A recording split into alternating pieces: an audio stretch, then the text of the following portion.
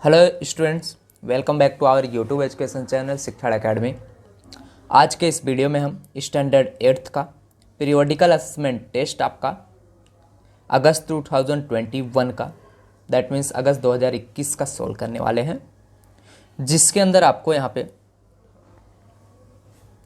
Timing है 1 our का given रहता है एंड टोटल मार्क्स आपको 25 गिवन्स रहते हैं।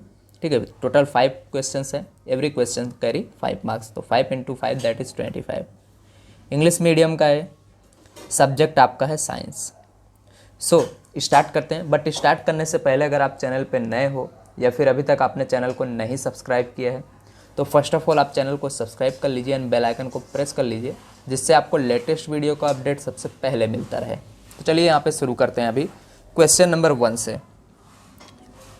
क्वेश्चन नंबर 1 में क्या दिया गया पहले देखते हैं। बोला गया है identify the type of artificial fibres based on the properties given below. ठीक है, आपको आइडेंटिफाई करना है आर्टिफिशियल फाइबर के बताने में जो प्रॉपर्टीज दी गई उन प्रॉपर्टी के बेस पे।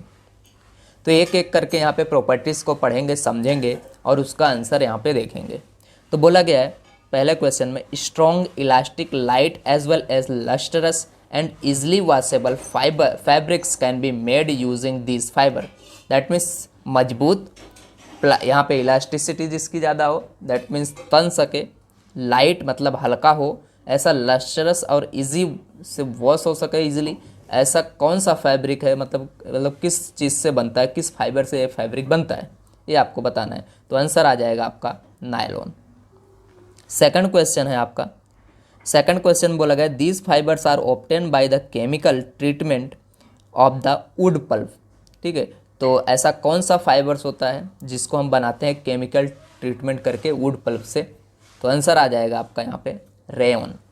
ठीक है, rayon is the fibres are obtain by chemical treatment of wood pulp. Now third question is your the fabric made from these fibres is comfortable to wear, does not get wrinkled easily and easy to wash. That means ऐसा that मतलब किस fabric से हम जो fibre यहाँ पे fibre बनाते हैं कि वो जो फाइबर बनता है कंफर्टेबल होता है पहनने पे एंड रिंकल्ड मतलब सिकुड़ता नहीं है एंड ईजी, अगर आप उसको वॉश करते हो ईजिली वॉश हो जाता है। तो ऐसा कौन सा है, तो आंसर आ जाएगा आपका टेरलिन। आते हैं अभी क्वेश्चन नंबर 4 पे। इस पे क्वेश्चन नंबर 4 सिंपल है। Different colours of sweaters, shawl and blankets made from these fibers are used to winter as they are durable and affordable। That's mean अलग अलग टाइप के हम स्वेटर, शॉल्स या फिर ब्लैंकेट जो यहाँ दैट मीन्स बनाए जाते हैं वो कौन से मतलब इस फाइबर से कौन से फाइबर्स बनाए जाते हैं वो तो हमें बताना है। एंड जो ज़्यादा क्या होता है विंटर के टाइम में पहने जाते हैं, यूज़ की जाते हैं और ड्यूरेबल ज़्यादा लंबे टाइम तक चलते भी हैं और सस्ते भी होते हैं, अफोर्डेबल होते हैं। तो वो हमारा आंसर आ जाएगा यहाँ पे एक्रिलिक। एक्रिलिक के हम क्या करते हैं स्वेटर, शॉल्स, ब्लैंकेट्स बनाते हैं जो कि सस्ते होते हैं। अभी आते हैं 5th नंबर का। 5th नंबर में बोला गया different kinds of plastic bottles, utensils, films, wires are made from this fibre. तो कौन से फाइबर से यहाँ पे आपको अलग अलग टाइप के बॉटल से, बर्तन, फिल्म के दैट मीन्स वायर से सब बनाए जाते हैं, तो प्लास्टिक होता है आपका। ठीक है, तो आंसर लिख दोगे आप प्लास्टिक। तो क्वेश्चन नंबर 1 कंप्लीट, जो कि 5 मार्क्स का था, काफ़ी अच्छा क्वेश्चन थे। चलिए आगे बढ़ते हैं अभी क्वेश्चन नंबर 2 में आपको, ठीक है, ए और बी करके दिया गया। ए में देखते हैं क्या दिया गया पहले, फिर बी में चलेंगे। बोला state which of the following is rabi crop based on the given characteristics. That means आपको एक कैरेक्टरिस्टिक्स गिवन है, इसके बेस पे हमें बताना है कि कौन सा यहाँ पे रबी क्रॉप है, कौन सा आपका खरीफ क्रॉप है। पहला जो कैरेक्टरिस्टिक्स आप देख रहे हैं इसके अंदर, ये वाला क्या दिया है, the crop sown in rainy season, मतलब ऐसा क्रॉप जो रेनी सीजन में सो किया जाता है, बोया जाता है, तो उस क्रॉप का नाम क्या है। आप रबी क्रॉप बोलोगे या खरीफ क्रॉप, तो आंसर आपका यहाँ पे आ जाएगा kharif crop. The crops which are sown in rainy season that is called यहाँ पे kharif crop. So now second question, the crops in winter, ठीक है, सोन इन विंटर। अब देखो the crops which is sown in winter that is called the rabi crop. As for example paddy, maize, ये सब क्या है आपके, दैट मीन्स यहाँ पे पेडी, तो ये सब आपके विंटर सीजन वाले पी, ठीक है, तो ये सब आप लिख सकते हो। तो इसमें क्या आ जाएगा आपका खरीफ रबी क्रॉप। ओके, क्वेश्चन नंबर 2 है कंप्लीट। अभी चलते हैं क्वेश्चन नंबर 2B पे। 2B में बोला गया क्लासीफाई द थर्मोप्लास्टिक एंड यहाँ पे thermosetting plastic and thermoplastic on the basis of their characteristic. एक थर्मोसेटिंग है, दूसरा थर्मो है, ठीक है, दोनों प्लास्टिक हैं। अब इसको हमें ये जो आपको प्रॉपर्टीज़ दी गई इनकी कैरेक्टरिस्टिक्स के बेस पे हमें उनको क्लासीफाई करना है, कौन सा थर्मोप्लास्टिक है, कौन सा थर्मोसेटिंग प्लास्टिक है। पहला कैरेक्टरिस्टिक्स देखते हैं। बोला गया the plastic that are poor conductor of heat and electricity. That means ऐसा प्लास्टिक जो इसमें से हम इलेक्ट्रिसिटी या हीट नहीं मतलब फ्लो कर सकता है, तो ऐसा कौन सा प्लास्टिक होता है वो आपको बताना है। That is the thermosetting plastic. In thermosetting plastic heat that means thermosetting plastics are poor conductor of heat and electricity. In that thermosetting plastic heat और electricity can not be pass through it. So now second question, plastic which when mould once can not be soften by heating. अगर आपने plastic को एक बार मान लो किसी shape में कर दिया, फिर आप उसको हीट करके मतलब वापस सही नहीं कर सकते, तो ऐसा कौन सा प्लास्टिक होता है। That is the also thermosetting plastic. So the plastic which get deformed easily on heating and can be bent easily, that is called the thermoplastic. ठीक है, ये दो ऊपर के दोनों थर्मोसेटिंग प्लास्टिक, लास्ट वाला आपका thermoplastic. So this is your answer of question number 2B। 1 2 3 तीनों के क्वेश्चन हो गए। ये आपके 5 मार्क्स के कंप्लीट हो गए, 10 हो गए दोनों। अभी चलते हैं क्वेश्चन नंबर 3 की तरफ।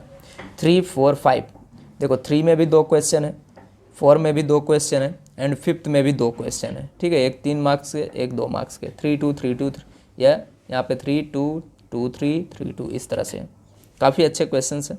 1 बाय 1 इसको रीड करेंगे। पहले देखो आपका क्वेश्चन नंबर 3 में साइंटिफिक रीज़न है, क्वेश्चन नंबर 4 में आंसर द फॉलोइंग है, इसके अंदर भी आंसर द फॉलोइंग है। एक एक क्वेश्चन को देखते हैं और उसका आंसर देखते जाते हैं। पहले क्वेश्चन नंबर 3 का साइंटिफिक रीजन का पहला question, modern method of irrigation help us to use water economically and why. अगर हम मॉडर्न मेथड ऑफ इरिगेशन का यूज़ करते हैं तो इसमें हमारे कुछ दैट मीन्स इकोनॉमिक में हमारा बढ़ सकता है, मतलब पैसे बच सकते हैं, टाइम बच सकता है, और क्यों बताना है आपको।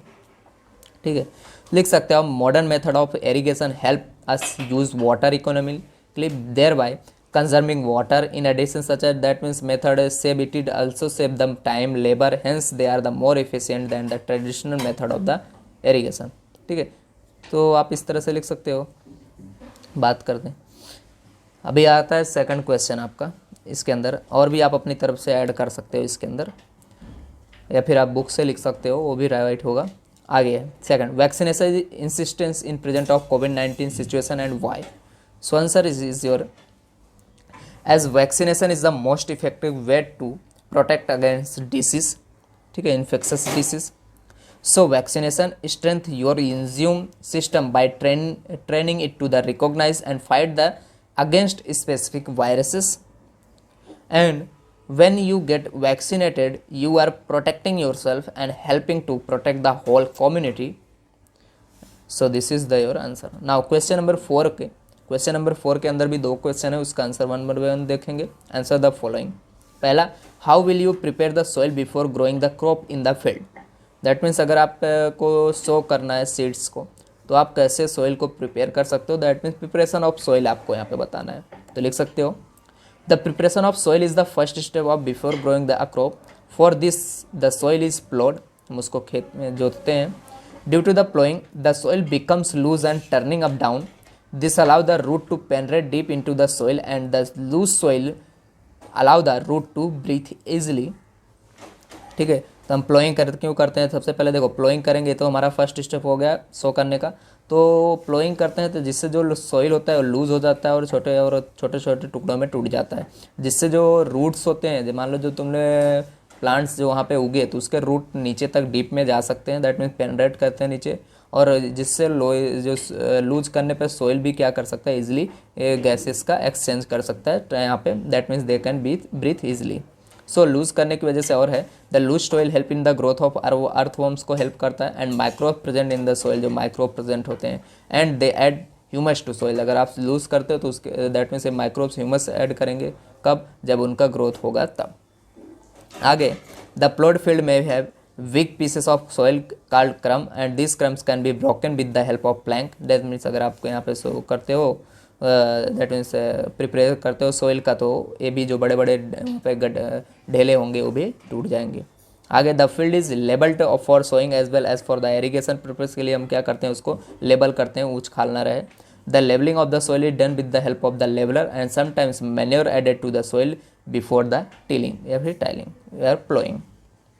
Next, this helps in proper mixing of manure with the soil, and the soil is watered before the sowing. By this, the process, the prepared soil becomes suitable for the sowing. Now, come to on second question. In which condition will you agricultural implements such as the plow, hoe and cultivator? सो आप इस तरह से देख सकते हो, इसका answer है। आप वीडियो को पॉज कीजिए और आंसर को राइट कर लीजिए या फिर आप स्क्रीनशॉट ले लीजिए। ठीक है, प्लो के बारे में लिख देना है। Plough is used since ancient time for tiling of the soil, adding fertilizers to the crop, removing the weeds, scraping of the soil. This implement is made of either wood or iron, and this implement is drawn by the pair of bull or other animal. So you can also write the hoe and cultivator by next question number आपका 5. Answer the following questions. Answer the following question में first है, how can we protect the environment by using manure? So animals manure can also encourage the soil microbial activity which promotes the soil trace mineral supply. इस तरह से आप इसका answer लिख सकते हो। ठीक है, ये आपका होगा क्वेश्चन नंबर 5 के फर्स्ट ए का आंसर। तो आप इसको वीडियो को पॉज करके राइट कर दीजिए। ठीक है, अभी चलते हैं लास्ट क्वेश्चन की तरफ, 5th का सेकंड पे। ये रहा आपका, यहाँ तक आपको राइट करने हैं इतने पॉइंट्स। लास्ट आपका, what effort will you make in day to day life to reduce the use of plastic? क्या आप यहाँ पे करते हैं, दैट मीन्स प्लास्टिक का यूज़ कम करने के लिए डेली लाइफ में? तो the following things are to be kept with mind in reduce the use of the plastic. First is your, whenever going to the market purchase some things that we carry that we must carry a cloth bag instead of plastic bag. भी से जब हम market जाएँ कुछ वहाँ से purchase करते हैं तो हमें प्लास्टिक के बजाय वहाँ पे हमें क्या करना चाहिए, कपड़े के थैले का यूज़ करना चाहिए। आगे, if anything made of the plastic gate damage and it is repairable, then instead of buying new then we must get the old repaired। अगर मान लो प्लास्टिक का तुम्हारे पास कोई चीज़ है, अगर वो डैमेज हो जाता है, नया लेने के बजाय आपको क्या करने का, उसको रिपेयर करवाना चाहिए, जिससे क्या होगा, प्लास्टिक का यूज़ कम होगा। ठीक है, रिड्यूस कर सकते हो कितना। Instead of throwing away plastic things, we must sell to junk vendors so it can be recycled and can be reused। अगर दैट मीन्स अगर प्लास्टिक कोई चीज़ें ख़राब हो जाती है, आप उसको फेंकना चाहते हो, तो उसको बेचने के आप क्या करो, फेंकने के बजाय जो भी मान लो कचड़े वाले होते हैं या फिर मान लो भंगार वाले होते हैं, उनको बेच देना चाहिए। जो वो ले जाके क्या करते हैं, उसका रिसाइकल या फिर रीयूज़ कर लेते हैं जो भी चीज़ें बनानी होती है। सो यहाँ पे हमारा पेपर कंप्लीट होता है। और अगर अभी तक आपने चैनल को नहीं सब्सक्राइब किया तो फर्स्ट ऑफ ऑल सब्सक्राइब कर लीजिए, बेल आइकन को प्रेस कर लीजिए, लेटेस्ट वीडियो का अपडेट मिलता रहेगा। साथ ही साथ आपका मैथ्स का वर्कबुक का सॉल्यूशन पूरा कंप्लीट हो चुका है। आप जितने भी चैप्टर हैं पूरे अपलोड कर दिए हैं, तो प्लेलिस्ट में जाके आप उसको देख सकते हैं। So thank you very much.